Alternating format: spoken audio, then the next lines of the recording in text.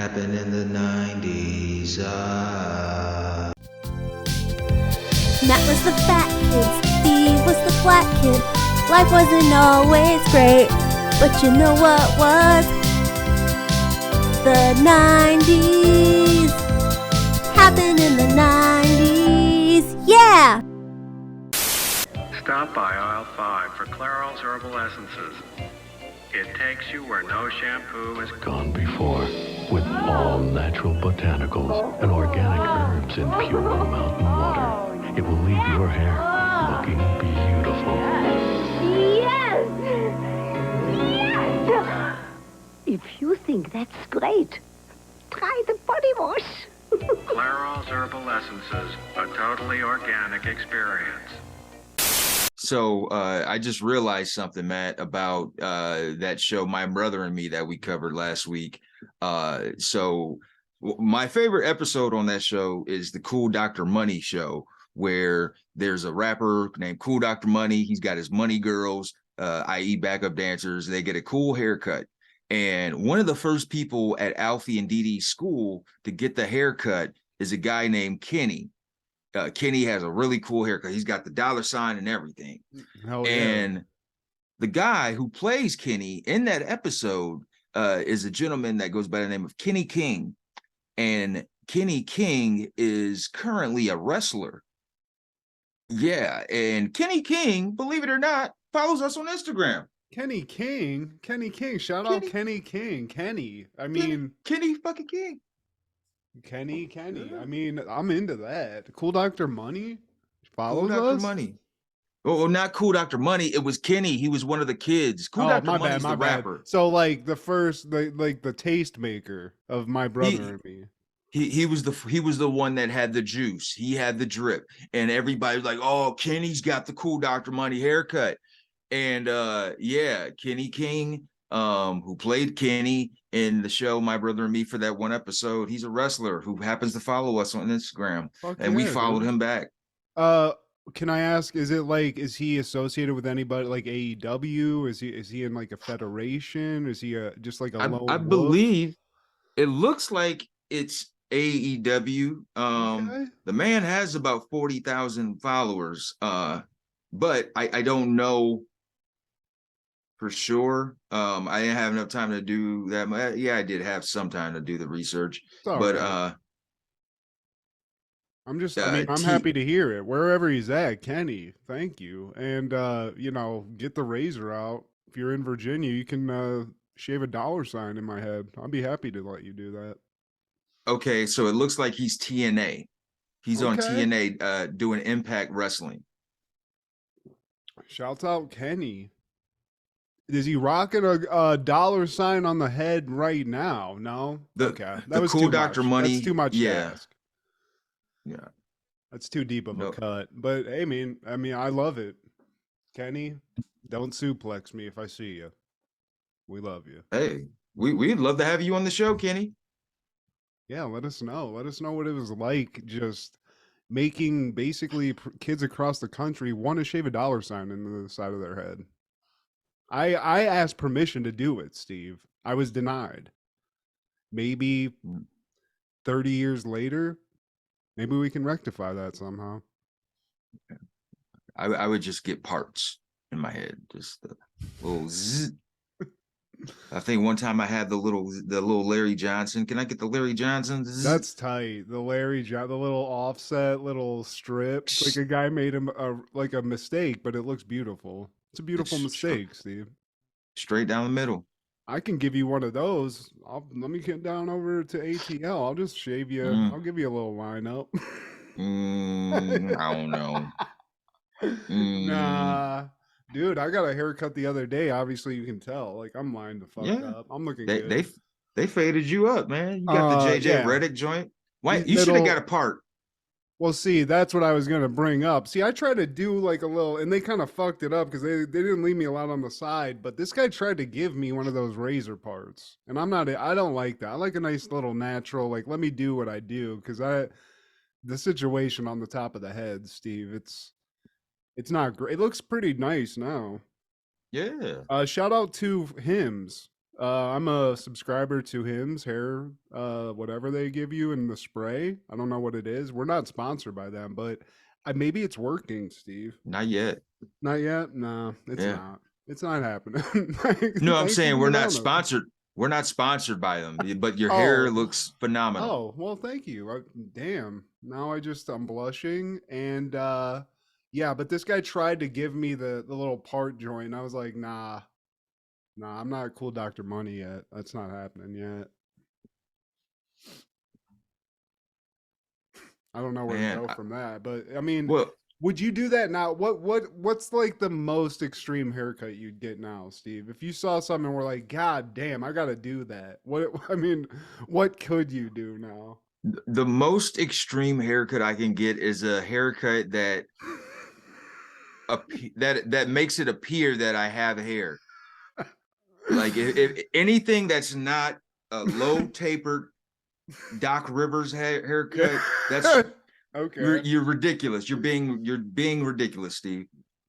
I mean, but we Any could. I mean, we're in a situation now where we could go out, maybe purchase a wig of some kind, and just really go for it. So it's just not in the cards. You're happy being a bald man.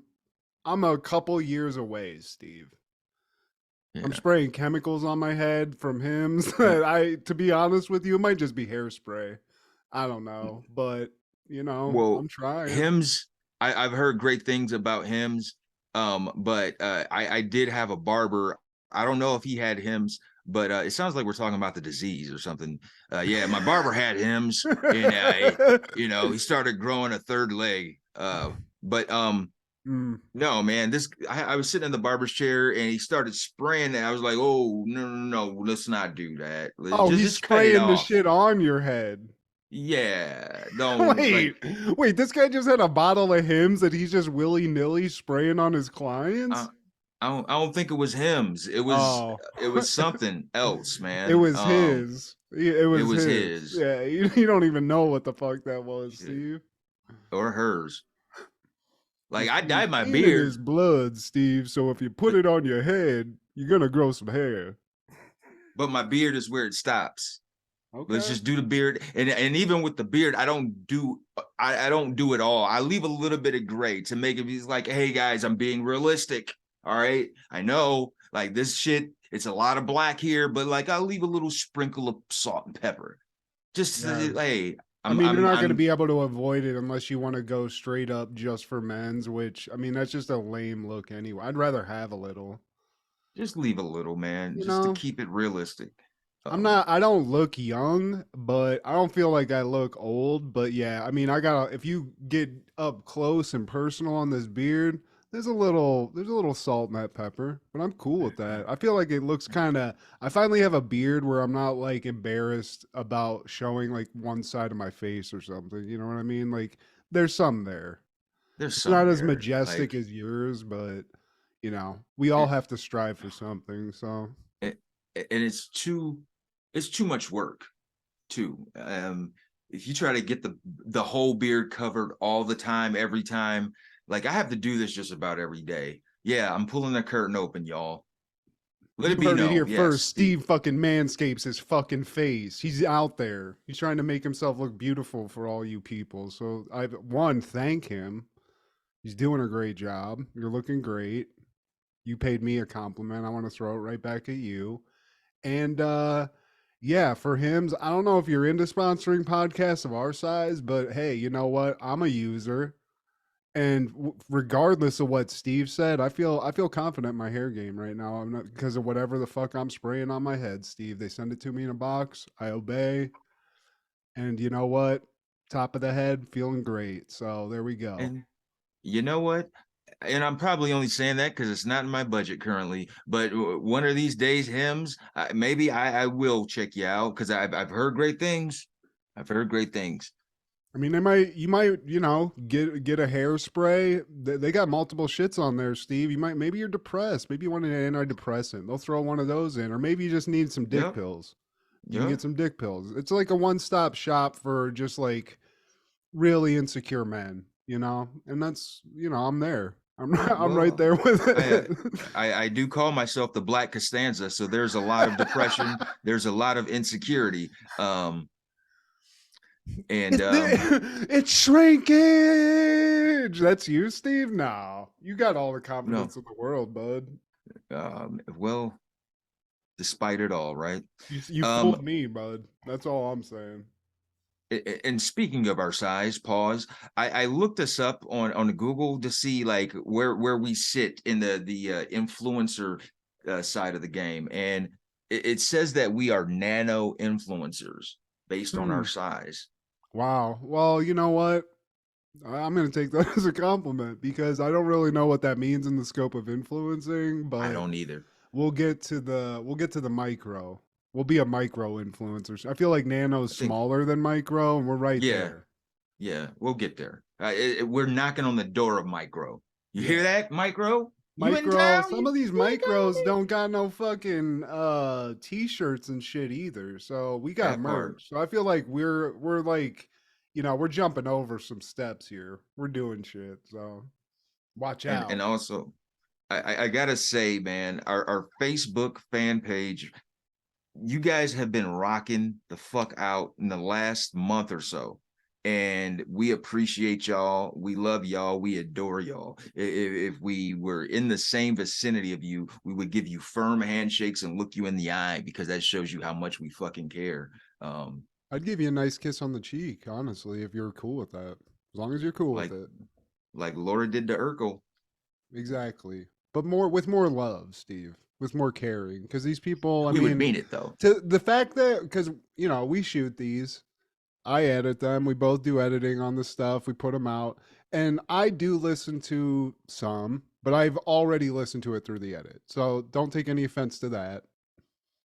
But the fact that people go and listen to us, like, are at work and are listening to the nonsense that we say it's not terrifying. It's awesome, but, it's cool.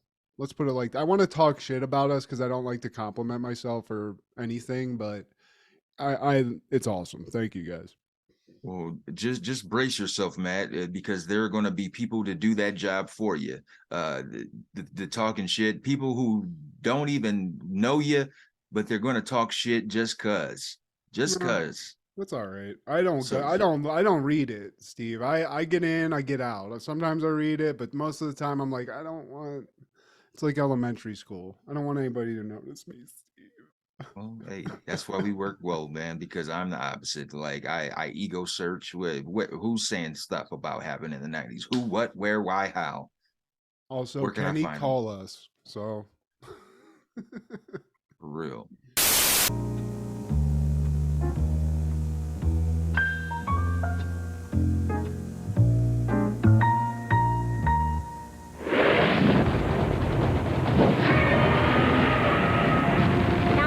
Another parade. I don't think that's a parade. How close did you get to the thing? I got pretty close. Godzilla. Rated PG-13. Special first showings May 19th. Well, hey, boys and girls, this is Steve G and Mad G with Happened in the 90s, a show where we talk about what happened in the 90s. So get out your box of Urkelos and your copy machines, because we're in your face. And it feels so good. Dun, dun, dun. In your face. It feels so good. I don't know what that was, but as always, Steve, coming in hot. I love it. You must not be that big of a 311 fan, because that's off their debut album, Music. I came in on 311 self-titled. Before that, I'm not as big of a 311 aficionado, and I haven't listened to him. And honestly, Steve, as a 311 fan and somebody who doesn't talk shit about them, I should be ashamed of myself because I can't remember the last time I listened to 311. I bet I know some lyrics though. You pop on that 311 self-titled, I'll fucking start doing some Nick Hexum shit. The end, down. Whatever year that came out, I just remember the CDs I bought because they were some of the first CDs I ever had, and it was like Soundgarden, that Offspring, Smash, it was just a great year for music, or a great year for me buying music. Maybe they didn't all come out in the same year, but shout out to Yeah. all those bands and little fat me listening to it on my little Iowa CD joint in my basement, just rocking out, wishing I could be as cool. Yeah. And you are. Yeah, I don't have a bowl cut now, so I definitely up that game. That's pretty dope. That's a big plus. Well, today, my friend, we're talking about all things February 9th in the 90s. Starting up in 1990, Family Matters is airing season 1, episode 17, The Big Fix. Eddie talks his sister Laura into going on a date with Steve Urkel, the school nerd. Damn, Laura. Damn. But first off, Steve, before we get in the actual episode, I just want to point out when I watched this, I was like it's terrifying to see because what's the guy who plays Eddie? What's his name? I'm sorry. Whatever. In the intro, Darius McCrary. there we go.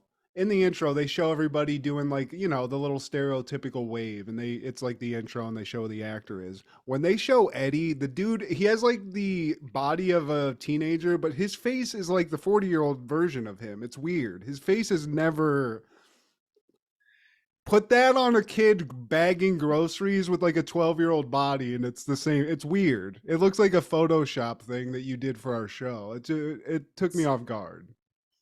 You know that him and Kelly Williams, who plays Laura, they're the same age.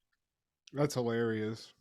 I mean, And he's just he's got full grown man energy, even though, and I like also his dad's like ordering him around and like go to bed. It's like this motherfucker's like 25, dude. I'll fucking whoop your ass.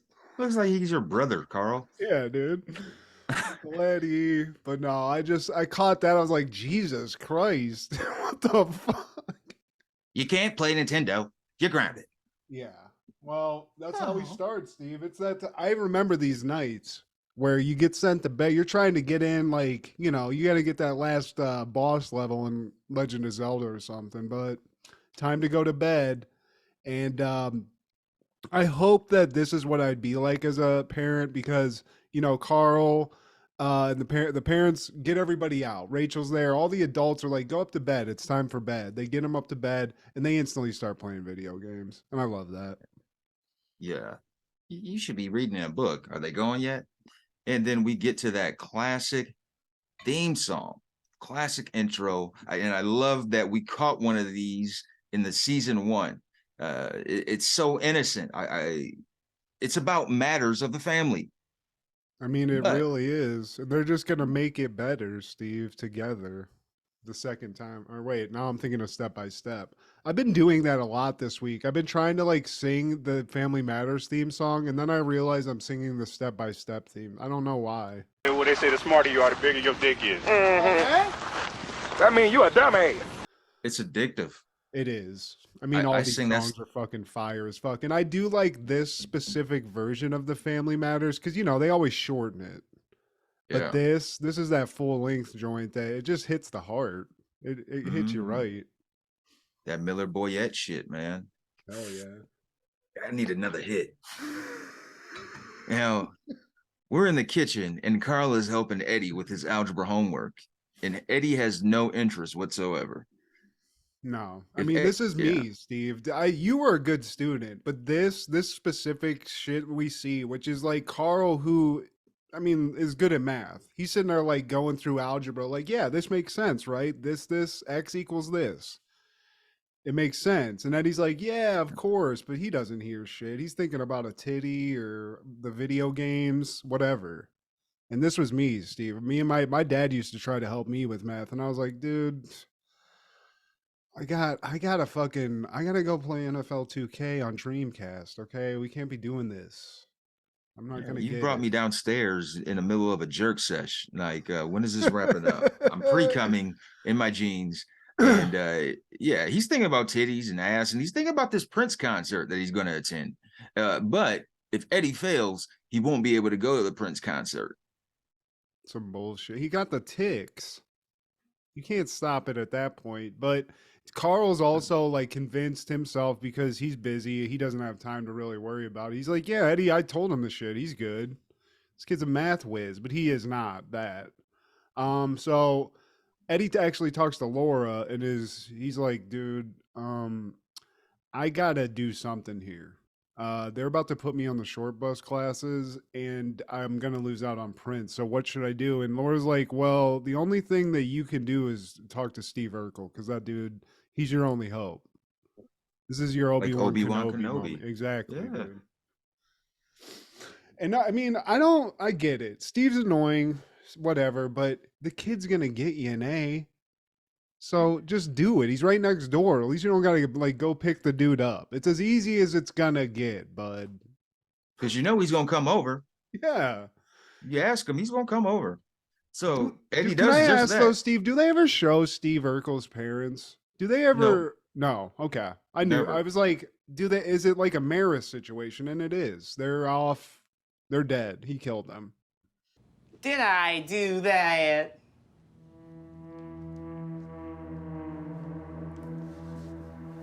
They want nothing to do with their son. And Eddie, you know, he does just that. He calls Urkel over to tutor him. And you know, we find out Eddie has third row Prince concerts. And you know, as Urkel is trying to tutor him, he realizes that Eddie is a doofus. He has He his asks own him a question. standardized test to like just to see where you're at. Yeah. Well, this dude's like the fucking Scantron company before they even existed. He pulls out some forms. He asks Eddie like 2 questions. He's like, dude, I'm a genius. I have this like meter of smart. You don't even place, bruh. I don't know what's going on. Are Carl and Harriet, are they related somehow? Is that what's going on here? Yeah. You have all your thumbs. Yeah, dude. You got a fucking cleft palate or any sort of learning disabilities or something? Because this shit's wild. So he's like, you know what? I'll take care of this. But, and also what I find wild is I love this. He's also doing this for the whole football team, Steve. This kid is like why are you in school? I don't get it. You're that talented. But he's like, I'm going to get you through this, but I'm going to need a favor. We'll leave it at that for right now. And as collateral, I'm going to yoink those Prince tickets. He takes them as collateral. Hell yeah. And I like that. See, this dude's going to be a rich man. He's got business savvy and brains to invent some sort of cool machine that makes you cool. I mean, he's going to be a billionaire, Steve. The man made a robot. He made a machine to transform you into being cool, Steve. I mean, the robot. Fuck a robot. Well, I'll build you a robot. He also made a machine that could transform him into Bruce Lee. And one of the side narratives of the episode is that Carl has this issue with the chair. Like one leg is longer than the other 3. And so he's like bandsawing and chainsawing away on this fucking chair just to correct it, to make it even. And when we get back to the kitchen, Carl's now standing up because the chair is broken. Now we find out that Eddie, he got a B. Dumbass Eddie got a B on his algebra test. He went from a fucking flunker to a beast. As somebody who'd never studied, this is nigh impossible on a math test, Steve. Unless it's a multiple choice math test. It's the power of the Irk man. Damn. I mean, get this kid. Somebody study this kid for teaching tactics because he's killing it. I mean, they're celebrating. Everybody got good grades, even fucking dumbass Eddie. Carl needs to fucking do some math on the chair because, in my mind, my time's more valuable. I would have just bought a new chair, Steve. The amount of work that we see this man do throughout this episode for no reason is insane. But he's fucking with that. Eddie got a B, and Steve shows up, takes Eddie aside, and is like, "Look, man, you got a B. Awesome. Remember that favor I was talking about? Gonna need that, and that favor is I'm gonna need a date with Laura." And Eddie at first is like, "What else do you want?" Right. Be like, I want what I want, bitch. Like, what if Steve just gets real, like, like gets a knife out and just puts it to Eddie's throat or something? That's really what we're dealing with here. That's the kind of mind, Steve. He's a diabolical motherfucking He nerd, is. man. And Eddie, he tries to coax Laura into dating him. He tries to warm her up. Says, Steve's really a great guy. Y'all have a lot in common once you get to know him. Yeah, and she's like, okay, that's fine and all, but whatever. And he's like, look, okay, you're not getting it. I told him that he's gonna go out on a date with you. You got to go out on a date with this guy, please. And she's like, you should have promised this dude something that is actually a realistic thing, like a space shuttle ride or a pig that can fly. Because I'm not going out.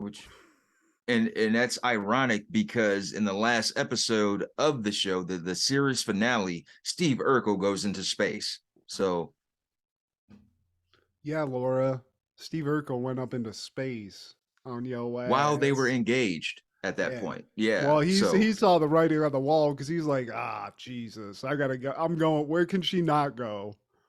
Space, cool. I'm going. Cool. Call that one chick that was in love with me. There you go.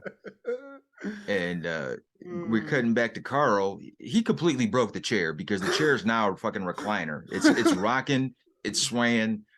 This guy's a cop, Steve. This guy is protecting your life, and like he sawed enough of one of like the back legs that. I mean, what do you think was going to happen with your fat ass? I love it though. This is so early 90s. This is so typical of the dad, of the TV dad. The wife tells him, "Oh, just why don't you get the repairman? He can do it." "No, I'm the man of the house and I know what I'm doing." Like a Tim Allen, like a like a Al Bundy, like a Cliff Huxtable. I remember that was a recurring gag where throughout the last season, Cliff Huxtable couldn't fix the doorbell. And it just every time somebody like rang the doorbell, it would be like a different sound. This is so late 80s, early 90s, man. Well, Carl's playing the bumbling husband just so well. He's created it could be used as some sort of sexual seat, Steve, because you're in the recline position. There's some that could be done here, to modify, but that's not the intention. And while all that's going on, and Carl is like looking up at everybody, Laura comes in and she starts like going, "Hey guys, you guys ever gone out with somebody just because maybe you pity them or whatever?" And like it just goes around the room. Like Granny was going out for people for sandwiches. I mean, people are, honestly, I don't think my wife is going to appreciate this, but she told me she agreed to go out with me because I was taking her out to lunch. So I think this is a tactic that I don't know, Steve. The Winslow women are using it. I don't know. How do you feel about that? Free meals. Well, shit. At least yours decided to stay with you. I feel a certain way about the ones who just use for free meals and ghost shortly thereafter. Ouch. It does. It hurts. And Steve, he just wants the date. So Laura puts this out there. She kind of gets the gist that, whatever. And through her description of what's going on, everybody's like, "You're talking about Steve Urkel, right?" Yeah. We're going out on a date with Steve Urkel. And she's like, "Yeah." And I think Carl says something like ridiculous. He's like, "That's an all hell no date" or some shit like that. And well, shortly after that, Steve stops by to check on the status of this date.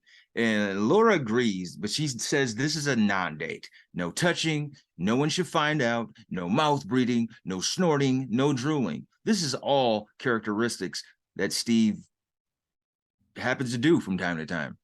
I mean, just give the guy 30 minutes. Go to Mickey D's. But she agrees. Steve pulls out some kind of fucking contract of some kind, signs it. So this shit's in actual ink, Steve. We should have seen this coming. This is actually, I think, what a lot of people, consent contracts. Basically, that's what Steve signs here. He signs an NDA, and he returns shortly after that with a box of chocolates and flowers. And being the clumsy goofball that he is, he drops the box of chocolates. They spill all on the floor. He even steps in it. He got nougat on his shoe. I mean, he's not doing himself any favor. You're not going to get a kiss after all this, Steve, but he rented a fucking limo. I mean, that's well, that's what I mean. He says limo, and they're like, damn, you rented a limo. He's like, well, it's my Uncle Ernie's hearse, and we just got to drop somebody off real quick. I don't know. If they're in the back with a dead body, that's fucked up. But then, Steve, I mean, I wish I could have taken somebody out on a date like this. Steve takes this woman out to like the most 5-star, like the Four Seasons, basically. This shit is Pretty fancy. fancy. And they check in as doctor too, by the way. For Nerd Alert for Table 12. And he checks in as Dr. and Mrs. Urkel. And as he shows her the way, he hits a man in the back of the head, which I found funny. What we're seeing is all the antics that made this character, this actor, a household name. Mr. Jaleel White. This is his opus, one of his many opuses in the early part of this show. And then as they're sitting down, he orders their meal, and he got them frog legs, and she spits out her drink. And as he gets up to tend to her, a chain of events happens, and everyone just fumbles all over the place, and it becomes a whole fiasco. They don't kick him out though, because I mean, Dr. Urkel is very he's a popular person at this restaurant, and eventually they do get their frog legs. And fuck a conversation, Steve. Steve Urkel's just fucking sucking frog legs like nothing. Like this is fucking 50-cent frog leg night. It's gross. They know how to fry their amphibians. Yeah, and obviously Laura's not having a great time. But as he just stops fucking like sucking the bone of a frog long enough to basically profess his love to this woman. He doesn't pull any punches. I mean, he goes all out and just tells her. And I mean, salute to this guy. He goes for it. So for no reason, but he's drawn to her like a moth to a flame, a bee to a blossom, like a mouse to cheese. Check, please.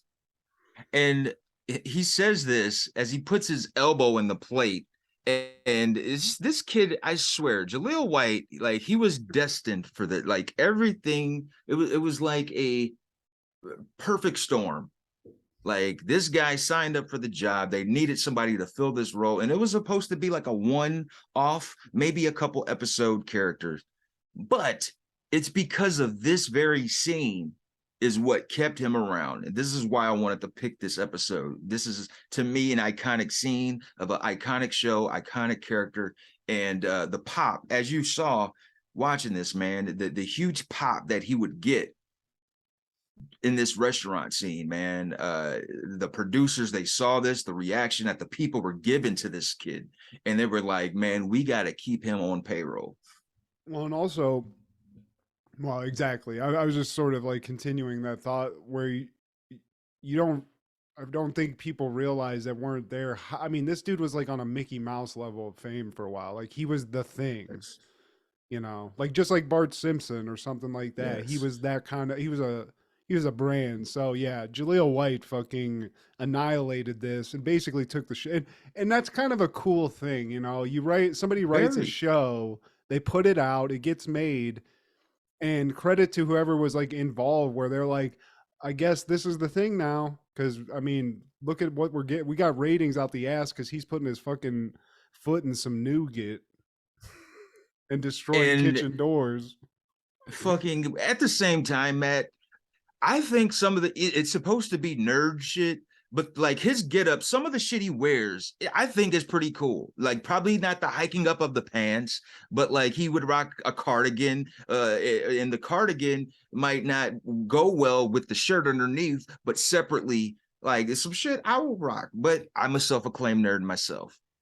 Yeah, and I mean these are different times, Steve. Steve Urkel now would probably just be it wouldn't be a nerd. He'd be he would be like a hipster. Yeah, basically. That's basically, especially on this day, because he's got like a fucking like English professor jacket on. He's got the bow tie. You're right. This dude's out here like Farnsworth Bentley. I mean, that guy was rocking a style. That's what this is. It's You know, totally, man. and Totally. so Steve he's out there. He's done everything a nerd can. He's taken a lady out to a fancy meal. I mean, in a hearse, but you're there. He's gotten her a nice some drinks or whatever. He's professed his love, and he's trying to get a kiss. And she's like, eesh. And this hasn't happened to me on this level, but this has happened to me. It hurts. And she basically, though, even though she doesn't kiss him, she's like, you know what?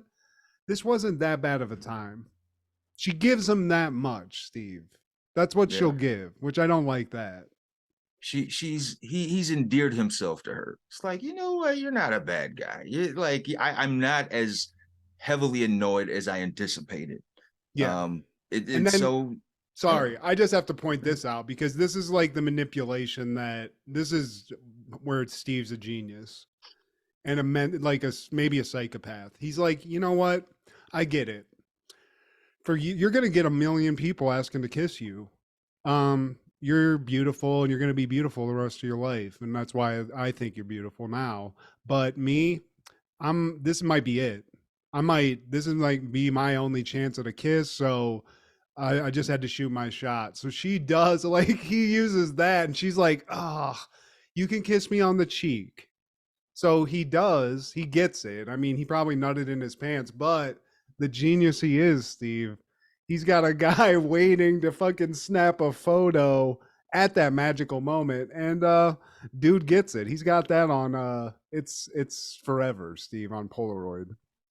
His Uncle Ernie, not only is a hearse driver, but he's a self-appointed photographer of sorts.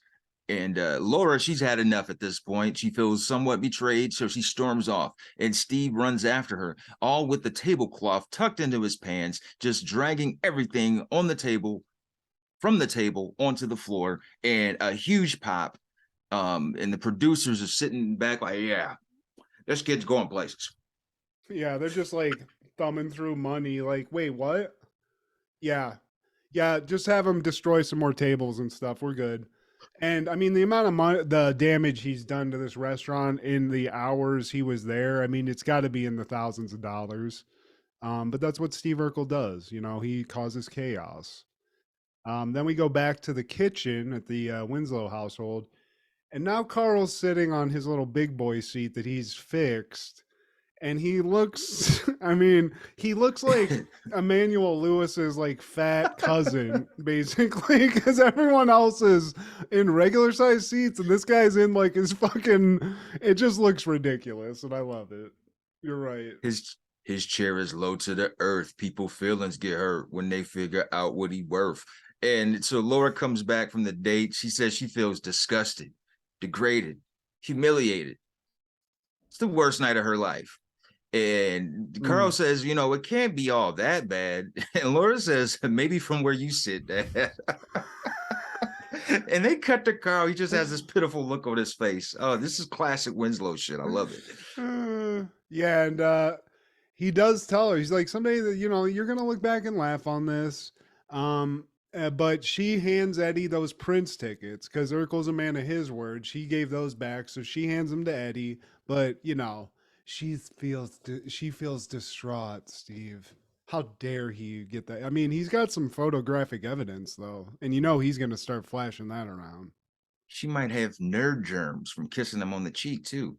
And Eddie, being a stand-up big brother, he's like, you know what? For all your pain, for all your troubles, I'll offer you the other ticket to the Prince concert. We will experience the waters of Lake Minnetonka together, little sis. You can't do that, Eddie. You know how many thirsty ass chicks are going to be at that Prince concert? But he sacrificed his sister. Sad sack ass. I mean, whatever. You can get her some tickets to another show she wants to go to. You got to get Waldo, Feraldo, Geraldo out there to fucking wingman it up. What's Laura going to do? Well, she doesn't know fucking Prince. She ain't listen to Purple Rain, Steve. Look, everybody listens to Prince. Everybody. But 2000 zero party all the time. do, do, do. I agree. I mean, they play that shit in rural West Virginia where I live, so I mean, you know it. They're playing it everywhere. So Laura's hot, but she's going to Prince, and Aunt Rachel's here. She's there. We haven't really talked about her much, but she's in the mix. And she's like, you know what? Now that you've gone out with Steve, though, like maybe that's gonna like see he's done. The craving's over with. Obviously, anybody that's been out with you for a couple hours doesn't want to do it again for a while. So, Laura, I think you're off the hook. And as soon as they say that, the phone rings, Steve. And then we get a cable guy like message where it's like, hey, I was in the shower. Just thought I'd give you a call. You're my new emergency contact. It's a lot. It's a lot. It was the best night ever, and I'll never forget it. This will go on forever and ever, and I hope we can do it again. And it's just, Yeah. And this is how we end the episode, man. And Urkel is keeping himself a job, Mr. Jaleel White. Steve! Now let's see what it'd be like if he just blows up the whole Winslow household for an episode. What if Steve manufactures a new drug that gets everybody really horny? Yeah. What? Yeah, horny. Yeah. Oh man, I love it, dude. This early Family Matters, it's awesome TV, but I just TGIF and like I miss that. Like having one thing, there's too many options. There's none of this where everybody's going like here's this Friday night block that we're all gonna collectively watch. It's that fucking good. I miss watching this with my grandma and fucking laughing at doing my little Urkel impression in front of everybody when I'm a little kid. So much fun. like I would love to catch another one of these before the season ends, man. And on that same day in 1990, the Brady's debuted on CBS, and we totally weren't watching because we were watching the Erkman and the Tanner family. A look at the lives of the Brady family, all grown up in the next generation. And it only lasted 6 episodes, as you could imagine. And Maureen McCormick, who played Marcia, she didn't even want to come back because she had just gave birth to her daughter at the time, and I think she didn't see the significance of it. She didn't see anything coming out of it. Rightfully so. She's smart. I mean, this was not something necessary. Even when they made the movies, I do like the movies because they made them ultra. It's almost like a spoof of itself. Yeah. But I don't know. You like older. You ingested a lot of older TV, and everybody watched the Brady Bunch. You know, I was watching Gilligan's Island and shit like that too. But I never really liked the Brady Bunch that much. It just like I knew the references, but other than that, it just wasn't my thing. And apparently she wasn't apparently not keen. She apparently was not keen to the storyline of Marcia being an alcoholic. I guess that was one of the storylines. And Maureen McCormick, she actually dealt with substance issues in the past in her real life. Apparently, Robert Reed, he had issues with Sherwood Schwartz, the creator of Brady Bunch, who also created Gilligan's Island in the original. And they fought over the script again in this retelling. And Schwartz refused to make changes. Reed bypassed him in Paramount and went straight to CBS to complain. So Schwartz was furious, and no one at CBS listened because due to the executive turnover at the time, people there feared for their jobs. And 2 years after this debuted, Robert Reed would die from AIDS. Actually, Robert Reed didn't die of AIDS. It was colon cancer. Okay, well, yeah, correct. Colon cancer. Still sucks. And I was a Marsha. Everyone loves Marsha Brady, but my Marsha was Christine Taylor. That was the movie version, you know? Isn't that the same lady that's married to the Stills? Still, yeah, and she was in Hey Dude as well. Hey Dude, yeah, she's hot. Yeah, she was like one of those little underground 90s hotties that just was like off the radar just a little bit. But it's cool that she sort of got, you know, she was in a lot. I mean, she's been in a lot of shit. So, and she fucked Ben Stiller. That's got to be pretty fucking awesome and maybe funny. I don't know. Maybe. I don't know. Jerry Stiller's your father-in-law. That's great. That would be awesome. Also in 1990, Loose Cannons premiered in theaters. An unconventional cop who doesn't take any bull is paired up with an amazing detective to capture some powerful criminals, but the cop soon realizes that his by-the-book partner has split personality disorder. Starring Gene Hackman, Dan Aykroyd, Dom DeLuise, Ronnie Cox, and directed by Bob Clark. 4.9 on the M-dubs. Okay, well, it's got a lot of hitters though. We got a Dom DeLuise sighting in this, which I do like. But was he pissing his pants, Steve? I'm gonna always ask that when it's associated with Dom DeLuise. He probably pissed his pants when they saw the premiere.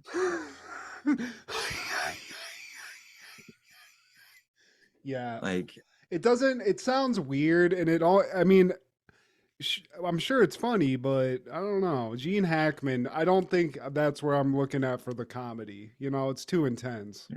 yeah, not known for his comedy chops. Uh, and the guy to the right of me, I feel like he always plays like some kind of sergeant. Oh, I yeah. think he was like, yeah, I think he was in Family Matters. I think he was like looks like he competed with Burgess Meredith for every job he ever got. You know, he definitely has that kind of thing where he's like, "God damn it, you son of a bitch." He might be saying that in the photo that's behind you. So yeah, shout out to that guy and his toupee or whatever that is. That's crazy looking. And shout out Dan Aykroyd behind you, looking slim. It looks like looking trim. You know, has Ghostbusters happened yet, Steve? Yeah, of course Oh it has. yeah, Jesus Christ. This is long after, and now it's starting. Now he's in a movie with Gene Hackman about some bullshit. So yeah, it sounded like some bullshit because with the star power, I would have clocked it. It worth something. I bet Gene Hackman, they were just like, this guy's just being a dick. Let's just fucking end it. Let's just get this done with. We thought this But was going to be fun. And also in 1990, Hard to Kill premieres. Left for dead with his wife killed in their house, LA detective Mason Storm will have to make a quick recovery, expose those behind the murder, and take revenge. Directed by Bruce Malmuth, starring Steven Seagal, Kelly LeBrock, Bill Sadler, and Frederick Coffin. Yeah, this was when it was that fucking Seagal heat was white hot, Steve. Whip out the ponytail. He's got the fucking Angelina Jolie wannabe chick. There's probably a lot of like heavy guitar riffs in this in between scenes where it was like, and then he comes out of like a car with his gun out and shit. Yeah.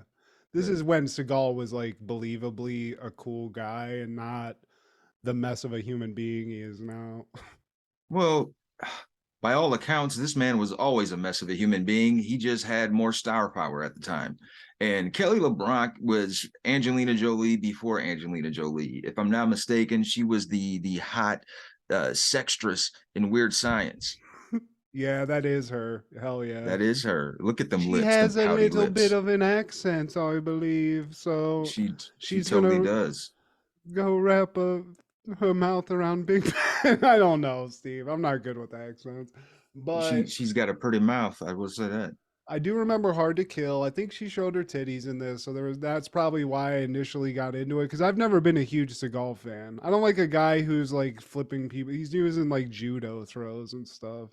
It was never believable to me, but yeah, and I did not know that Kelly LeBrock was actually married to the man at the time, and she did this movie as a favor for Steven Seagal, and she finds the movie unwatchable. I believe she says she's never even seen the movie because it was just that difficult. Kelly, I need you to do something for me. I need you to do a movie for me. That's spectacular, Matt. I mean, that's it. I mean, now he's doing straight to streaming movies where he's like a Desert Storm vet, in some place in Afghanistan. And, it's a whole thing. The guy's a complete piece of shit. And this was a thing, but this was like a 90s action. This was the climate of 90s action movies. Throw some tough looking guy into some shit, throw a hottie in. He doesn't have to act. We got Jean-Claude over here kicking people and we're duplicating him on screen saying he's a twin. We just need more money to get coke. So and little kids. Whoa. Wait, Steve. But how did he pull Kelly LeBrock? That ponytail had that much drip. Wow. What was his thing before he was an actor? Because he wasn't just like some guy. It wasn't like Arnold Schwarzenegger where they're like, okay, this guy is like a mutant human being. Like, we got to get him on screen. This guy looked like a guy who owned a nightclub that was going to like give you some Coke under the table. Like, that's his energy. He pays strippers and Coke. Yeah. I don't know. I have no fucking clue. Maybe he's a good bluffer, like Goo and Dee. Maybe he could just like, hey, if you don't give me this role, I will kick your ass with a roundhouse kick. I don't know. I mean, he's clearly still doing it because you'll see him like in videos with like that he has like people that go around with him, like his like stunt team where he's throwing them around like, look at my judo. Watch me flip some guy while I be fat and don't move at all. He's gaining water weight by the second. He looks like shit. He's just fermenting every part of hair that he has. And I think he's gluing a beard on. Like, I don't know what's going on, Steve, but it's crazy, hard to kill. It's not the worst movie. Under Siege 2 is worse than this.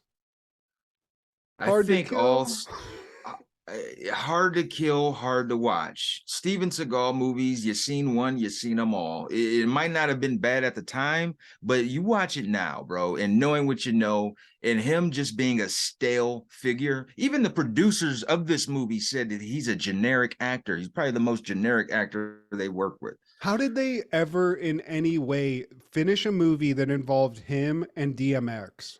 Remember when they started connecting those two fucking... I mean, I love DMX, but he didn't look easy to work with, okay? So, shout out to whoever made that movie Cradle to the Grave, I think. There was like a 2000s movie where they put like old DMX and old Steven Seagal together that, you know, the fact it got finished is just a credit to whoever was making that. So shout out to that guy. And, you know, let's give Steven Seagal some credit. He made some money and he fucked Kelly LeBrock. So, you know, good for you, bud. Wherever you're probably in Russia right now. I don't know, shooting some. I don't know what the fuck this guy's doing, Steve. On a mission to find Putin. Yeah. But also in 1990, Stanley and Iris premieres. A struggling widow falls in love with an illiterate short-order cook whom she teaches to read and write in her kitchen each night. 6.7 on the M-Dubs, directed by Martin Ritt, starring Jane Fonda and Robert De Niro. Yeah. What? I'm Stanley. De Niro was the short-order cook, Steve? Yeah, who is illiterate. And he's Stanley. She's Iris. Yeah. Over easy. Okay. I heard some things. What a dumb I'm sorry. I'm sure it's great. You know, anything can be good if you shoot it and make it right. But this like, who would even want to go see this? This chick's taking advantage of a guy with limited mental capacity. Okay, I'm not into this, Steve. Fans of Bobby D and Jane Fonda. That's who. Is this fucking what they base Forrest Gump off of? Kinda. Some hottie that just wants to fuck a slow dude. I mean, I don't know. You know, this came out before Cape Fear, and he was illiterate. Yeah, he was illiterate and ignorant of that. Maybe Iris taught him how to read, so when he got out, he could, you know, defend himself in the case and take down Nick Nolte and try to kill him. You don't have to get those people on that boat, sir, buddy. Just come here. Hey, I do. Hey, yeah, I do. Make an A on my pussy with your tongue. Hey. What the fuck? Okay. Well, Philly cheesesteak, hold the mayo. See, you don't. But did he go full, Steve? I know we all know that rule that Ben Stiller himself gave us, which is you never go full. Did he go full? You be the judge. Oh boy, the shirt. I don't like the shirt. Those eyes are too close together. Yeah. Fucking. Hey, Bobby, you went for it. That's cool. We love you still. But in 1991, the pilot of Adventures of Pete and Pete airs. Valentine's Day Massacre is the title. Big Pete accidentally kills the school mascot, the squid, and only the Petes and Ellen know. But when a hooligan named Openface wants dirt on Big Pete, he gets cozy with Ellen, hoping to extract the vital info. I do think this episode came out, but I don't think it's the pilot, Steve. I think the pilot is when they go on a road trip. That's correct. So whatever. It's not our fault. This is internet shit because I got confused too. I was looking shit up and it's hard. We brought this up before. But the more I get older, Steve, the more I look back on just like teenage years and my young life. This show is as big of a part of it as anything. Like the theme song, I can, when you were like going through shit as a kid and something was always on in the background. Yeah. I like those maybe a Saturday where I'm like worried a bad report card's gonna show up and I'm freaking out in the basement watching Nickelodeon. Just like that kind of shit where you're going through shit, but this was always on. The theme song by Polaris. I mean, the shit, everything about this I love. Classic, man. And it's got a ridiculousness to it and like a character, a pantheon or whatever you want to call it. These like weird characters throughout it that it just makes it's not just some generic show, No, it definitely holds a place in 90 kids' heart, man. Only the real ones know, only the real ones remember. And we're introduced to Pete and his little brother Pete, and we find out that Pete killed the squid, the school squid named Edna. And his parents, his dad specifically, he was an athlete in his heyday, and so he tries to push his boys into being athletes. And he was a nice discus thrower. He could throw that thing, apparently. He looks like it. He's meaty. Wow. Pete's dad is a meaty guy. He's got some muscle, so I could see him flinging a discus around, Steve, and he wants that for his kids. And Pete wanted to please his dad, or at least try to. He practicing that discus, trying to throw that thing, and lo and behold, he throws that thing onto Edna, the school squid. I mean, you couldn't do that on purpose. I mean, he flings a discus in a bucket, and this is where I'm starting to just question some things. This school has a school mascot, a squid. Okay, it's not what I'd pick. But they actually have a live squid as a mascot, but it's not in a tank. It's not even in a bag that you get at a store. It's in just a bucket you give some guy to piss in a jail that's too full. It just looks dirty. And I don't like that for Edna. And maybe Pete put her out of her misery, Steve. I mean, how heavy is a discus, though? I mean, how he flung that shit. Somebody needs to call the Olympic Committee to just get some measurements because we might need to get him on the team. Wheaties, you in town? You ain't call me. And now we know the only people who knows the secret are the two Petes, Pete and his little brother Pete, and Ellen, their best friend. And Ellen, she swears she won't tell a soul. And then we cut to the intro. He's lock solid, Steve. This guy, you put a body in the ground with him, he ain't telling. Well, Little Pete is Little Pete is the breakout star. He's kind of the people's champ. To me, at least, he was the one that, dude. He's the one that for this whole show, he never is anything less than just the most smartest, thuggish one of everybody in this show. So, and he's got a bodyguard. He's got the strongest man in the world as his bodyguard. So, that's pretty dope. But this is happening now. They have like this little secret between this group of people. And also Big Pete and Ellen, this other girl, are friends, but there's something growing here, Steve. These are more than friends, there's something here, but Pete, being an ignorant dude that he is, he doesn't want the one that actually he should get. He's got his taste set on another woman, a Miss Fingerwood. I don't like that. Which is a ridiculous ass name for a teacher. Is that her fresh off of fucking a student? Because it looks like it's about to happen anyway. But right now, that's Miss Fingerwood's math teacher. I never was blessed with a teacher at all that I ever wanted to have sex with in Perrysburg because there were none. But he's got that crush. We've all had that high school crush that makes absolutely no sense, but it's not. You just can't get it out of your head. So he's sitting there like X, Y. Miss Fingerwood's nipples? I don't, it's the whole thing, Steve. He's struggling with those equations just like Eddie was in algebra. And he also has competition. somewhat of competition, because we find out Mr. Beverly, the janitor, he likes her too. But Mr. Beverly, he lives in a school shed where he takes care of the school squid. He doesn't live the most glamorous life. He's a school janitor. And the actor is a guy in the 90s who was always this. He was always like a fool or like a bad guy of some kind. And Yes. yeah, he lives in this. I don't know if this is even legal, what's happening here, what they're doing to this guy, but he paints the chalk outlines on the football field. He watches a squid in a bucket that was just on top of a stool at the 50-yard line at night. But he does like her. And somebody who doesn't like really anything except sandwiches, but he especially hates Pete, Big Pete, is Pete's arch nemesis, a man by the name of Open Face. And this guy is an example of why I like this show, because there are villains in this show, beyond the friend group and everything, who are amazing. And Open Face is, I think, one of the first ones we meet. There's also Paper Cut. There's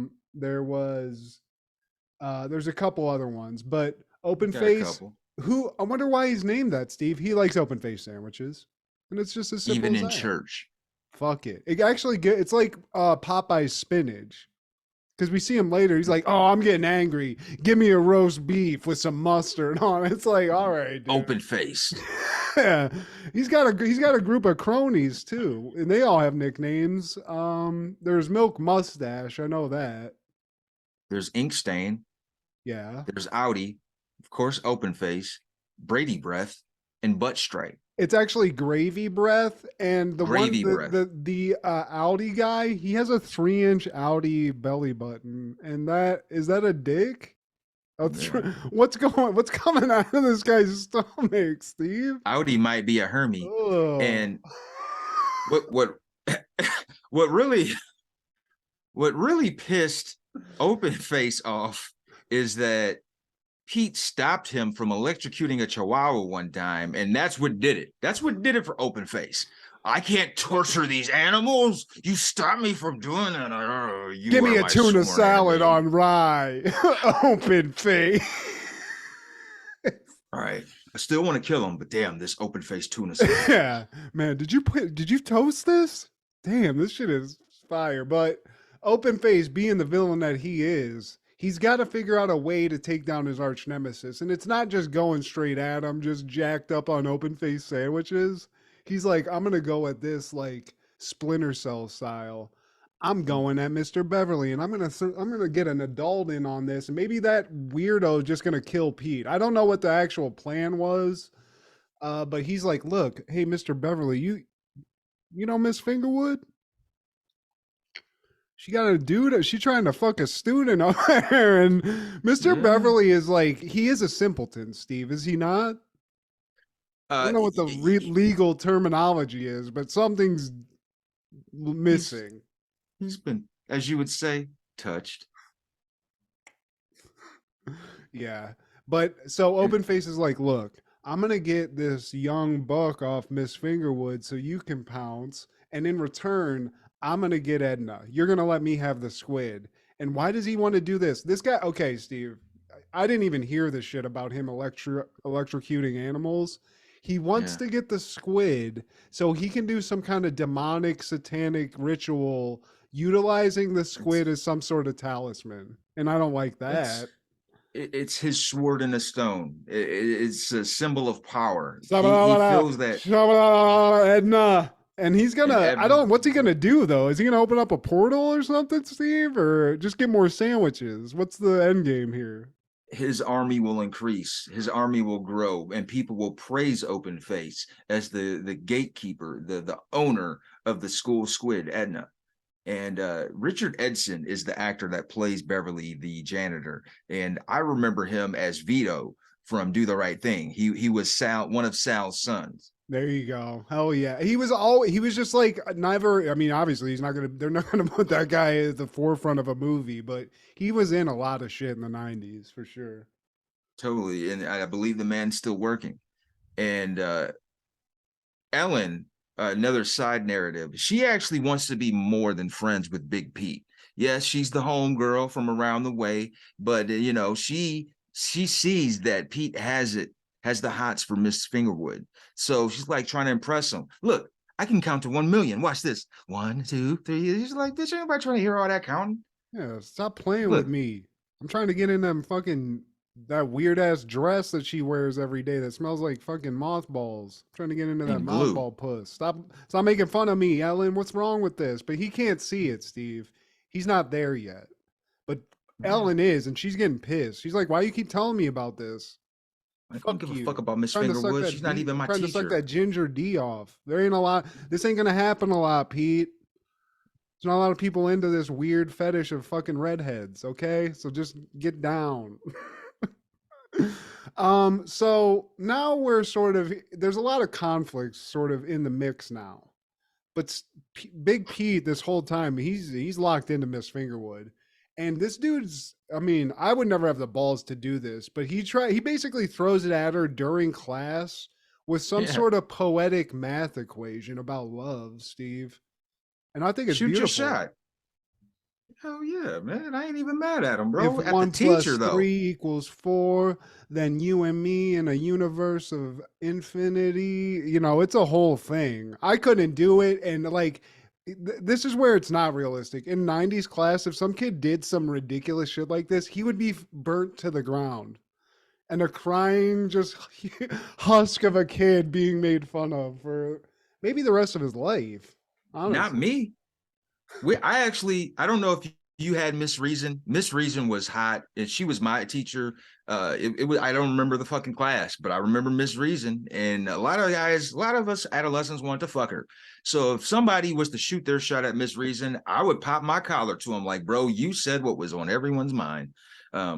Yeah, I didn't have her. You were in like probably were you in AP classes or something? Fuck no, I wasn't in AP classes. No, I just wasn't blessed with that. The closest I had was a Spanish teacher who I think his name was Miss English.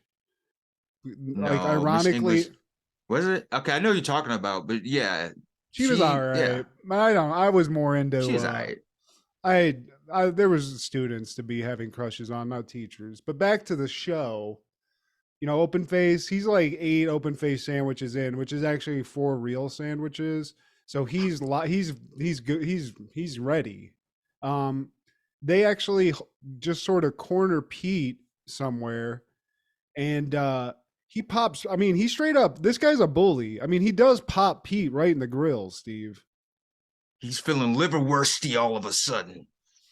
And he gets enraged to the point where, yeah, he has to get like a roast beef on whole wheat with a couple of different mustards on it. And what I love is he's doing shit and he's calling out to like milk mustache guy. He's like, get me an open face. And somebody's got an open face sandwich ready to go, Steve. I don't know where they're hiding the cold cuts, but I respect that. That's pretty dope. They understood the assignment. You know why you're here. This the open face. If you don't come with at least 2 types of bread and 3 cold cuts, you out. Milk mustache, punch him. He punches the fuck out of Pete. And Pete, he leaves him a shiner. And also, man, he's a messy bitch. Open face is a little messy hoe because he's got Mr. Beverly all frazzled. Now, Mr. Beverly's, he's putting wobbly ass white lines in the field. Like they're zigzagging and shit. I mean, that's his art, Steve. He's fucking Mr. Beverly's. I mean, he's taking advantage, and I don't like that. But Pete also, this is why I like the Petes. They don't give a fuck. You know, they might stress out, but when it comes to it, they're tough guys. So Pete goes to, you know, he takes the beating. And he goes to Ellen for some advice. It looks like they're in the school like at night. It's a very bizarre scene, but he like just basically tells her what's going on, and she just basically shatters some kind of science, like something they made, like a science project, and she's like, "Dude, fuck all this math poem shit. Fuck you. I need to. You know what? Fuck you, Pete. I'm fucking. You done friend with zone me. redheads. Yeah, we're friends now, and that's it." And she goes away, and Pete's left to just sort of like this is like an '80s hair band scene where it just fades out and he's just like What to do? Too many women, Steve. Oh, I'm sorry you have this problem, fucking Pete. Sorry about that. Some of us didn't Yeah, have any of this. seriously. And so now Open Face, he makes his rounds over to Little Pete, and he's trying to get him to crack. Pete never cracks. Little Pete is a fucking OG, triple OG. He takes him to take a bath, a sponge bath, hammerhead. Yeah, and they're like, I like how they threaten him. They're like, "Oh, you think you're tough? Maybe your that tattoo on your forearm isn't so tough. His little, the one that he makes dance all the time." So they start The marking mermaid. that up. But he don't. He's like, "Tay, fucking draw all over me, you savage piece of shit." You're right, dude. Take him to war. If you torture this guy, he ain't spilling no beans, Steve. Fuck it. What is it? The water damage? You could do that. He's still not gonna crack. And Waterboarding his ass. Artie will come in and waterboard. fucking tear your fucking throat out. And so now this little messy hoe Open Face, he makes his rounds over to Ellen. He's trying to swoo and woo her. You look as lovely as the Hoover Dam. Would you like a cheddar and flounder Open Face sandwich? Your radiant beauty is that of a lightly mayonnaised open-faced turkey on wheat. A little lettuce. Crisp iceberg. Yeah, and they're flying kites, Steve. And open face, he's even slicked his hair back. He's got the fancy haircut on. He's got the gray poupon out. The shit's fancy, and he's really going for it. He's going, he's really trying to be that guy, Steve. He's like, you know what? Fuck all this bullshit. Like, let me take you back to my house and slip you into a nice thin toast. And and because Ellen's feeling a certain way about Big Pete, she actually takes the bite. She takes the bait. And speaking of bait, they go out fishing. And while they're fishing, Open Face is fishing for info. Yeah, what's So going on what with do you know? that Pete dude, huh? That guy's kind of weird. Miss Fingerwood. So that's happening, and we think it seems like he's getting through because he's throwing it on thick like mayonnaise, Steve. Yeah. And Ellen looks like she's going for it. So we cut away from that. Pete's hanging out with Miss Fingerwood in class after school. And now that he's getting some one-on-one time, one thing that happened that was sort of a shot in Open Face's face. He had given Pete a shiner, and that's actually sort of what endeared Pete to Miss Fingerwood. She was like, "Oh my god, that shot! What was the impact rate of the punch that hit you in the eyes? How many pounds per second was it, or some shit?" The velocity of his fist. But Pete, while he's sitting there, and this happens to everybody, you get in it, you have like this infatuation, then you actually spend some time with that person, and you're like, "Oh wait, this person's crazy as a bag of shit." Ew, okay. Oh, yeah, your cats. Oh, and he's fucked in the head right now to the point where he's having like weird random dreams. He even dreams about Ellen counting all the way to 1 million. And he wakes up out of that shit. He's like, man, I got to figure something out. What do I do? And we're back at school and we find out that Open Face's real name is Eugene. Eugene? Shut up. I'll fucking throw some bologna and ketchup on you. Yeah, but Pete has brought everybody together. Everybody that's sort of involved in this whole fiasco, Mr. Beverly, Miss Fingerwood, Open Face, the cronies. He's like, look, let's just throw this all out here. His name's Eugene. That's hilarious. Haha. Look, I killed the squid. Okay? I'm sorry. I did it. And Mr. Beverly at first is like, oh, God. But Pete's like, look, it was an accident. Sorry. You shouldn't have had it in a bucket. We gave it a good burial. And he's like, did you sing the class song? And they were like, we hummed it. Okay. We didn't remember the words. Nobody does. But she had a nice burial. And she's right here on the 50-yard line, right under your feet right now. And you know what? Mr. Beverly, for the simpleton or whatever you want to call him, he's got a heart. And he's like, you know what? That's what she would have wanted. I'm cool with it. And Miss Fingerwood, I'm cool with showing you something. So now I think Open Face actually says out loud that Pete had a thing for Miss Fingerwood too. And they kind of just sort of gloss over that. That's lost in this.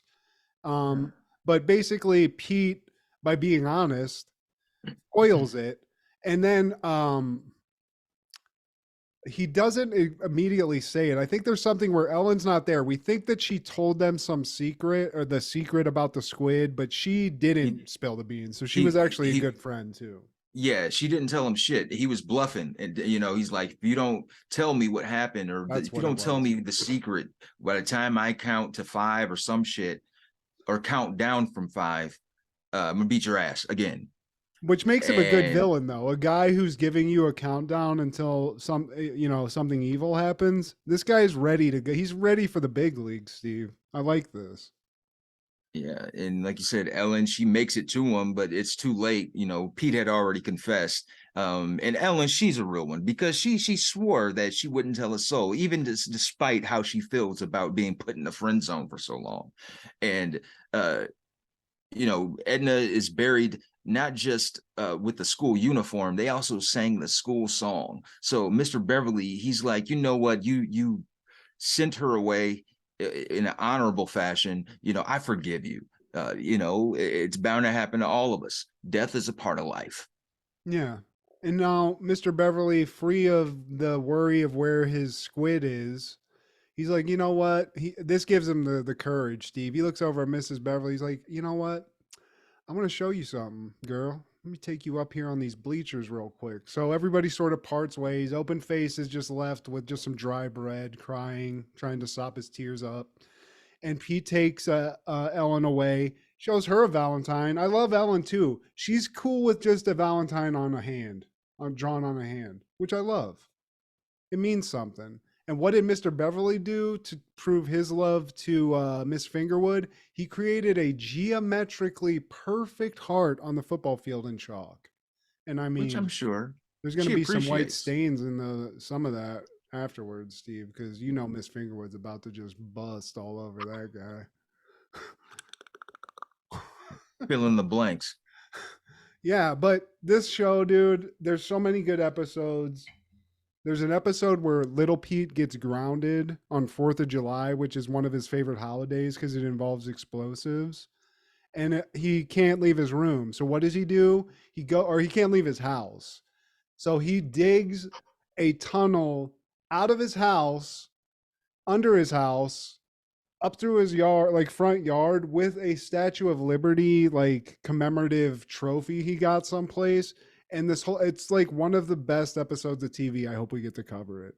But I love Pete and Pete, dude. Shout out. I wish it was more like applauded. I don't think it gets like the credit. People seem to talk about a lot more shows than this, but this is one of the ones that have, I love it. That's all I can say about it. Add that notch to our belt, man, because we've covered the popular Nickelodeon shows of the time. What's missing? Kenan and Kel and all that. Maybe get an episode of all that. I mean, Nick Arcade, maybe just to show it, but I don't know if that works as well. It's a game show, so it's a game show. We can talk shit about an episode maybe, but yeah, we've done Rugrats, Doug. We've done Ren and Stimpy a couple times. Yeah. Of course, we finally did My Brother and Me, and finally Adventures of Pete and Pete, man. And we got to do it again. For sure, dude. There's going to be one that comes up that there wasn't a lot, but there was enough, because I remember me and Jordan in college, he got like a box set of these, and we would just, put it on rotation. It's that good. But someone who probably wasn't watching Adventures of Pete and Pete, Valentine's Day Massacre on February 9, 1991, Matthew? Probably Adam Sandler and Tim Meadows, because they just joined the cast full-time of SNL with musical guests in excess and your host, Kevin Bacon. There's a 6 degree of separation there. Look at little young Adam Sandys right there. Ooh, ooh. And a young Tim Meadows, dude, with that the intro, that was like the one. Whatever this like season was, and this intro, hell yeah, dude. Look at Tim Meadows. And he's still absolutely killing it in the game. He's in every show. With the Sideshow Bob haircut, man. That tells you how old this is, man. Looks like Dave Chappelle in Nutty Professor. Man, Reggie, you got shit locks. Yeah, it does. But this is this actually wasn't a bad episode, man. I think this is Kevin Bacon's only time hosting, but in the opening monologue or the opening scene skit, another Conan There cameo. he is. God, he looks so young, dude. That's weird. That's fucking weird. With the comb over.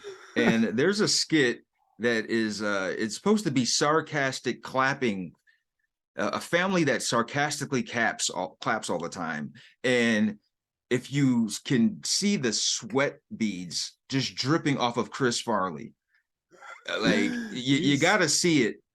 He's losing some water weight there, Steve. Yeah. And there's a Nat X skit where Kevin Bacon plays Vanilla Ice, Word to the Mother. Yeah, I remember this. Hell yeah, dude. Word to the mother. With the haircut and everything. He fucking nailed this. Shit is actually hilarious, man. And Tim Meadows plays Colin Powell.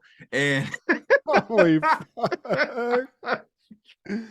Dude, why did they have to do Colin Powell like that, man? But like, yeah, dude, musical guest in excess with host Kevin Bacon. Kevin Bacon, he fucking did it. He owned that shit. And I'm surprised they never invited him back.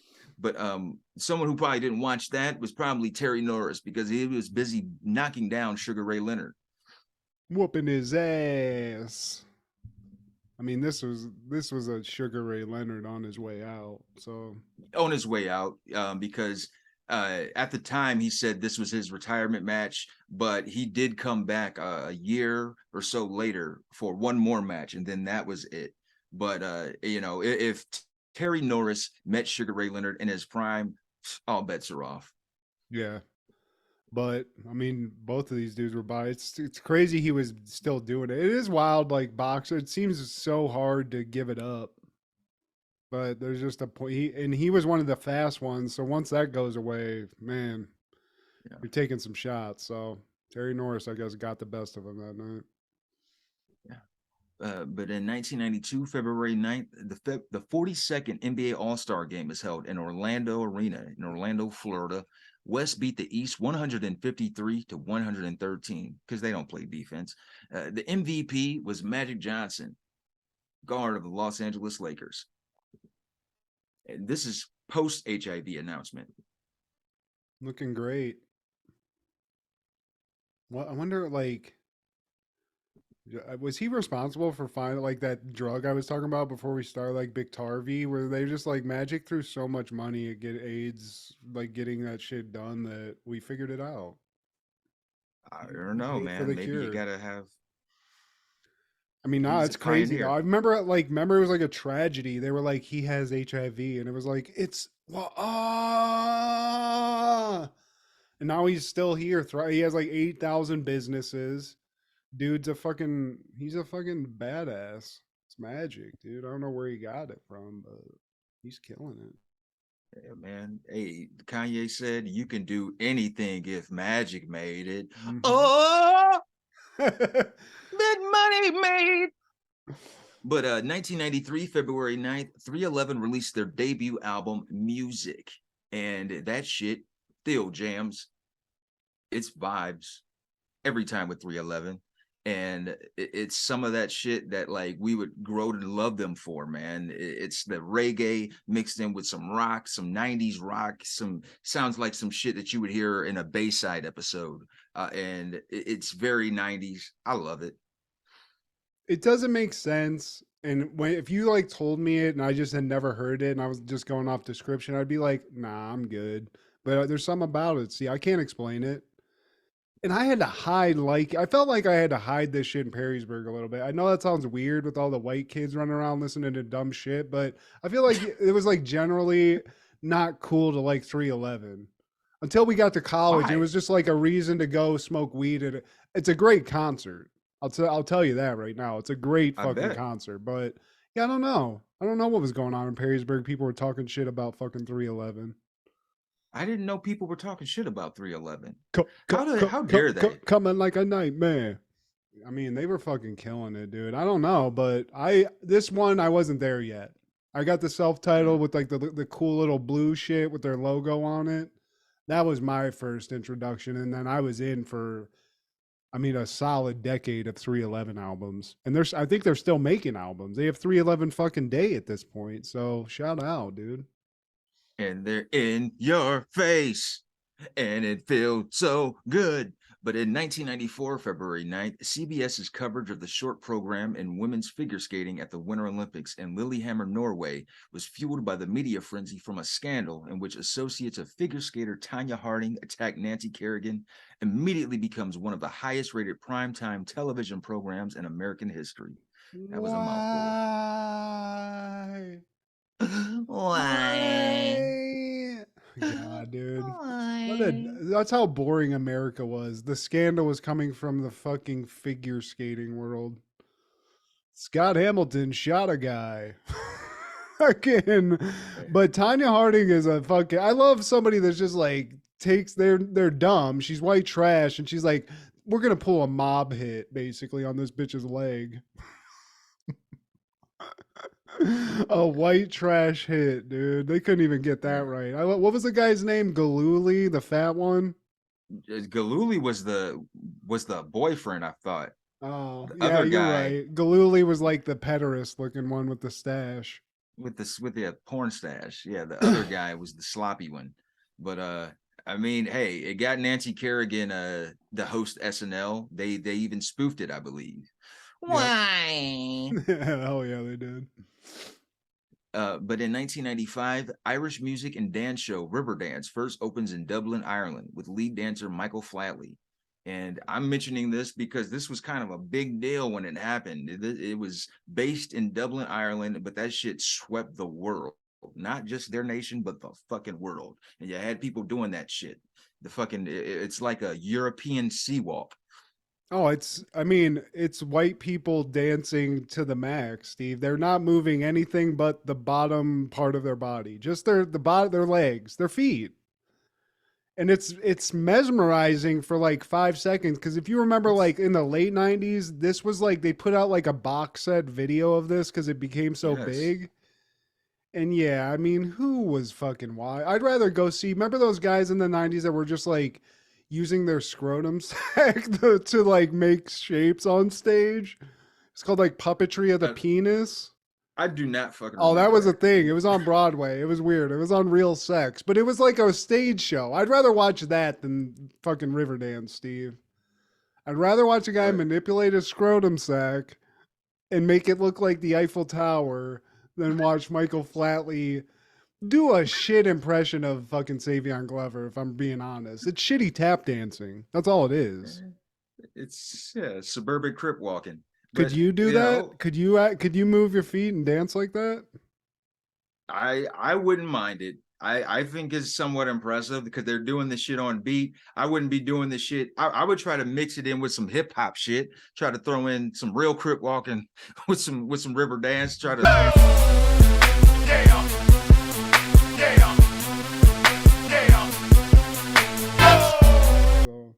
Like Scooby and Shaggy scurrying away from ghosts and shit. Cool on Scoob, jeez.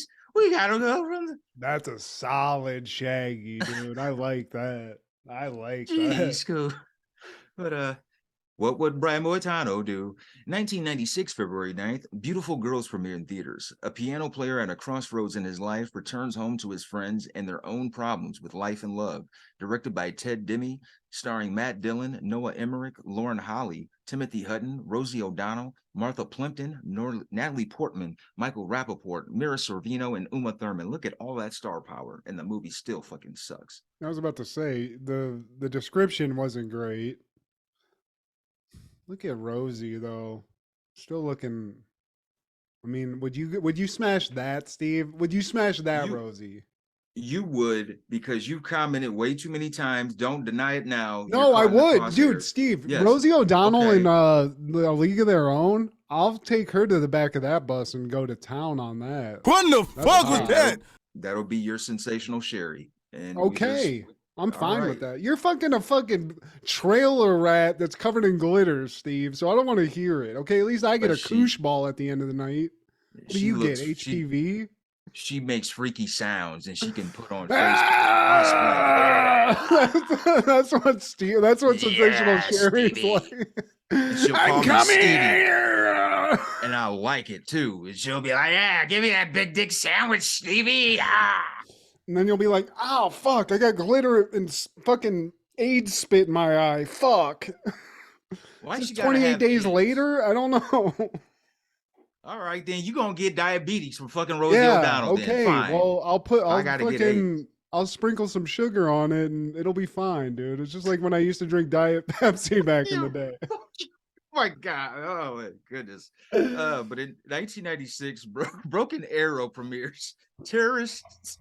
God damn. This motherfucker says sprinkle some sugar on his dick. I don't know. Jesus. I mean, what do you want me to say, Steve? I'm not going to defend wanting to fuck any version of Rosie O'Donnell, but there's one version that could get it, and I'm just being honest about it. So But it is what it is. Okay. they photoshopped hard to make her catch up with the Oh, I rest of her mean, cast. You got Uma Thurman and Lauren Holly looking just like that's naturally them, and then you got let's spray paint and fucking but paintbrush. Steve, here's my things. Here, you see, I got glasses on. I take these babies off, and it's all a blur, baby. I got natural Photoshop right now. So if I step into a dark room with that version of Rosie O'Donnell, I'm like, damn. It's fucking. Is this a league of their own right now? This is a league of my own. I got this covered. She wears underhole. Yeah, she does have big holes in her panties. But wears underwear. back She wears to underhole. Broken Arrow, which is one of my guilty pleasure action movies. We were talking about shit action movies. Broken Arrow, come on, Steve. It even has Howie Long's fucking buff ass in it. This is when he was trying to do some shit. With his crew cut, and it's directed by John Woo, man, with John Travolta and Christian Slater, man. I'm totally not trying to be Jack Nicholson, bro. Hey man, don't steal that nuke, John Travolta. But this is John Travolta, fresh off of Pulp Fiction when he was really big dicking it in Hollywood again, and he's like a top.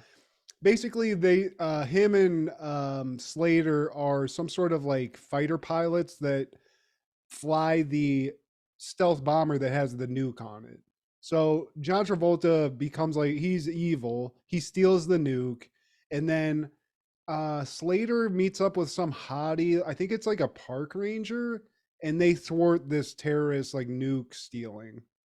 And it's just vintage fucking Travolta. We get Howie Long.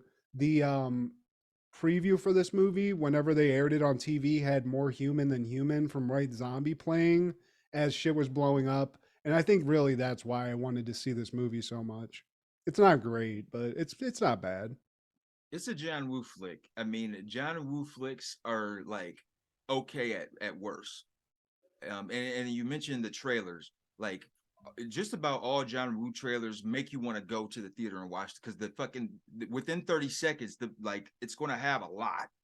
I mean, there were people slow-mo jumping in caves, like double gunning. John Travolta's saying crazy, like evil genius. I mean, this is one of those. The acting ain't on point, but people get shot. Howie Long takes a bullet. Some shit happens, and we get Christian Slater going against John Travolta. And I love that. And it's got my step grandpa in it, Delroy Lindo. Yeah, hell yeah. 1997. On Fox, The Simpsons airs the episode The Itchy and Scratchy and Poochie Show. With this episode, The Simpsons surpasses The Flintstones, speaking of the devil, as the longest-running primetime animated series in terms of episodes aired. And I remember it for this character. It stands out, and it's like it's a parody of what sitcoms tend to do if they last long enough. Married with Children infamously had a one-off character named Seven, who they either adopted or was their kid, and then by the next season he was done, and people hated Seven. He was just like mocked, and that always happens when someone brings in this character halfway through the tenure of a series, and they're like, "Who the fuck is this person?" Need this. They hate that person. They weren't there for the come up, Steve. They weren't there building the brand. They just drop them in. They're like, we need a cool, and in this case, we need a cool surfer dog. And nobody likes Poochie. Nobody likes this bullshit. Homer loves him because it's getting him a paycheck. I believe Poochie was voiced by Homer, if I'm not mistaken. I think you're right. Hell yeah. But Poochie's not a thing, but The Simpsons still is. So whatever the record was then, I mean, what is it now? I mean, where are they at? I have no idea. 30 plus, damn near 40 seasons, Matt. Do you I think it'll believe we're ever? Do you close. think that at this point it's just one of those things where they're like, we're not going to be the people to stop it, so it really is never going to get stopped. You know, like I think it's just going to keep going and going and going. I don't think they'll ever stop. Well, Matt Groening passes. Don't want to put that out there, but it's a thing of life. When it happens, I mean, you can't continue it. But Like didn't Matt Sam Groening, Simon die and they kept? I mean, he was a big part of it too. He died. but it's not Matt Groening. It's Yeah, like you're right. So like that's it. Matt. You think when Matt Groening's done, they're just like, okay, he's gonna have like a kill clause in his will where he's like, it has to stop. Like, how could you? Like, how could you continue it? It's his thing. But someone who probably wasn't watching this episode of The Simpsons is probably forward of the Charlotte Hornets, Glenn Rice, because he was MVP of the 47th NBA All-Star Game at Gund Arena in Cleveland, Ohio. I love me some Glenn Rice. Glenn Rice would have slapped the shit out of anyone, really. Yeah. Apparently, he was slapping the And shit out of people in the fucking All-Star game. I love it. and apparently he was nailing Palin back in the day because she has a thing for the brothers. That's what the rumor mill is. Damn, so I popped really? my collar. That's what they say out here in these internet I streets. believe that. When he was a college student playing for that team up north, Wolverines. And this was the All-Star weekend that was also known for the 50th anniversary. Now we just last year we had the 75th anniversary at Quicken Loans Arena in Cleveland. I'm glad they came back for that. But in 1996, this was or 97, this was the 50th anniversary, and they named the 50 greatest players of all time. And the three people you see behind me, that's a no-brainer. Of course, they're going to be there forever. And the 100 greatest, 150 greatest, it's Magic, other MJ, and Larry, the legend. Larry Legend, dude. Look at we got spoiled, man. We Yeah. definitely were in like a heyday. It's crazy you don't realize that shit, and then you look back, it's like, damn, these no one's even topping this. And even I don't really give a fuck now, so I guess I'm just stuck idolizing these guys. But that is fucking dope. I love that picture. Just reminiscing on these times, man. It's And a the lot fact of that we got to see, success. like, oh my God, bro, they changed the game. Like, it wasn't in the 70s, man, it wasn't really marketable like how it is now. But Yeah, like in the 80s, man, Larry and Magic, they came along and they made it a national brand. And then Michael Jordan came along and made it an international brand, along with those two, still in tow. And we got to see that rise, man. I love that shit. I miss. I like. I saw. I went over. We had dinner at my mom and dad's house, and I should have brought it. I should have just taken it. But those Dream Team McDonald's cups, like those OG ones with like the cartoonish Dream Team guys on it. I was like, damn. My parents still have them. I Oh, might be able hey, to sell them shits. I don't know. That I'm thinking of it. I need to go rob my mom and yeah, dad's cupboards because them shits are worth some. But yeah, dude. Remember the off the they were doing like the off the backboard, off the this, nothing that but was a net. McDonald's. Yeah. Hell yeah, dude. Larry and Michael, man, that was a McDonald's commercial. They revisited that a couple of times, if I'm not mistaken. But any callbacks, takeaways, Tuck Tuck Goose. I just want to, I've said it in a past thing. And actually, before I get to this point, I'll just reiterate go watch Pete and Pete. It's actually available just on YouTube. If you type Pete and Pete, there's a bunch of episodes on there. And hopefully, you get to watch them in order. But it's a show that, for me, it just is like such a huge part of my childhood. And I'm so glad we're talking about it.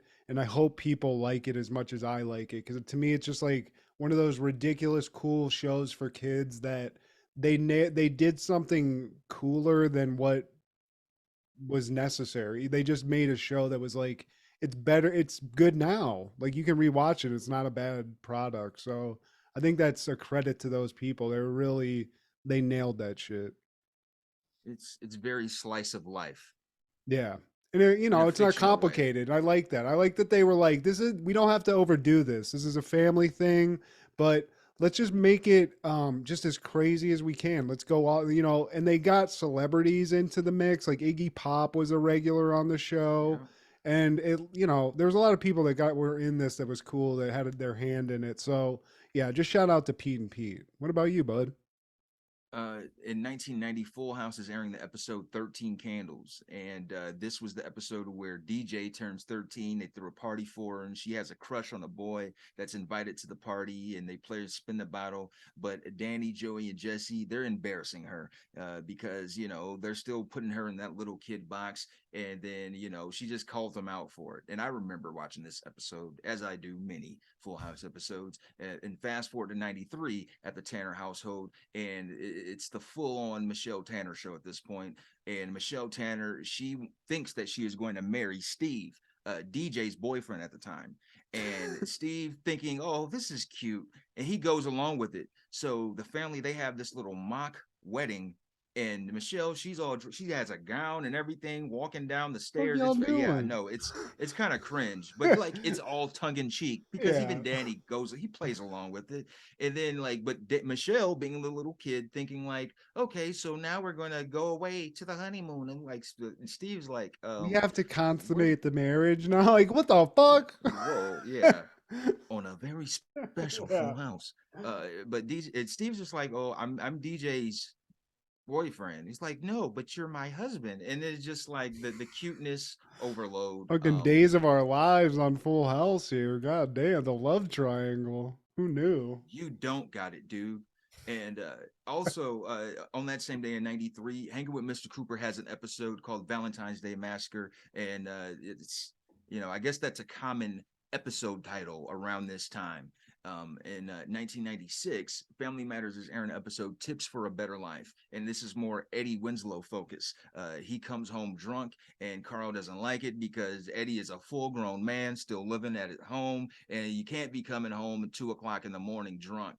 And he finds the error in his ways after Carl kicks him out. And Eddie has no place to go. Waldo won't take him in because Eddie called him a fucking idiot while he was drunk, and it hurt Waldo's feelings. And he has a come to Jesus moment. They all Waldo reads his intervention letter to Eddie like, you have affected my life in the various ways I'm about to tell you. You called me dumb. Fucking Eddie, dude. He's getting sloshed, fucking coming back and hanging out. Carl wasn't having a beer with his 80-year-old son. I mean, come on. Getting lost. Well, shit, lost in the sauce, man. Like, hey, if you're going to get drunk, you can't be coming home late. That was the thing. He was coming home late and drunk. Stay at the chick's house, okay? Sleep it off. And also, in 96, Goosebumps airs the episode Say Cheese and Die. And that has a young Ryan Gosling. Hell yeah. This is the best episode of that show, in my opinion. I didn't like Goosebumps, the show, as much as I liked the books as a kid, but this one's a banger for sure. And it's one of my favorite books, honestly. I wish I knew that. We could have covered it, but I mean, it was a tough pick, as it usually is. Man. I like what we got. We had to get Pete and Pete in here. I demand that. Otherwise, you know, whatever. But I'm glad we covered what we did. And Goosebumps, other than it being Ryan Gosling, that's really all we needed to talk about, you know? That's all it was. And in 97, Parenthood airs the episode Nick the Player. Nick, he has two ladies around this time for Valentine's Day. And it has Miko Hughes, who played Aaron in the previous episode, Full House. He plays Nick's buddy, and they're both trying to play cool. And Miko's character, he sprays Windex on himself, thinking it's cologne, and he's just like trying to walk cool, and it's fucking hilarious and ridiculous at the same time. But please like, share, subscribe, and comment. Please tell your sister that Laura's a douchebag, the sis of Eddie, the sister Judy, the big cousin of Richie. Laura's the douchebag. She's the biggest bitch of the family. You're right, Steve. And please try to check out Over the Culture when you can. It airs whenever the fuck I say it will. Crushgasm on Wednesdays. B3F podcast with Joey and Steve. They just got that back running. And don't worry, B movie with Amanda and Wade. This is Steve G and Matt G with Happened in the 90s.